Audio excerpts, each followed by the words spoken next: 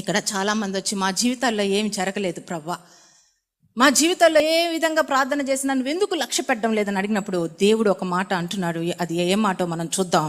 దేవుడు ఏం చెప్తున్నారంటే, మీ ఉపవాస దినమున మీరు వ్యాపారములు చేయుదురు, మీ పనివారి చేత కఠినమైన పని చేయించుదురు, మీరు కలహపడుచు వాదములు చేయుచు అన్యాయముగా గుద్దులాడుచు ఉపవాసముందురు. మీ కంఠధ్వని పరమునకు వినబడినట్లుగా మీరిప్పుడు ఉపవాసం ఉండరు. అట్టి ఉపవాసము నాకు అనుకూలమా?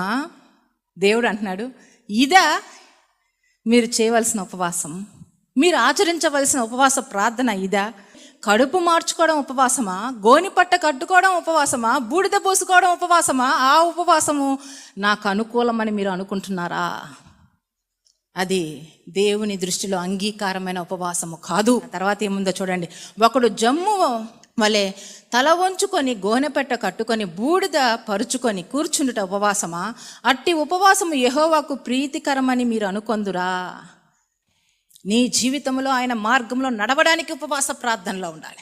ఆయనకి ఇష్టమైన రీతిలో నువ్వు జీవించడానికి ఉపవాస ప్రార్థనలో ఉండాలి. ఆయన్ని సంతోష పెట్టడానికి నువ్వు ఉపవాస ప్రార్థన ఉండాలి. కానీ కనుక ఏ ఏ విషయాల్లో ఉపవాస ప్రార్థన ఉండాలి ప్రభు చక్కగా అక్కడ తెలియచేసి ఉన్నారు.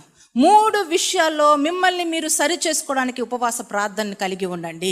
3 విషయాల్లో మీరు ఎక్కడ బలహీనలై ఉన్నారు, ఎక్కడ పాపపు బంధకానాల చేత పట్టబడి ఉన్నారు, వాటి బంధకానాల నుంచి విడుదల చేసుకోవడానికి ఉపవాస ప్రార్థనలో ఉండండి.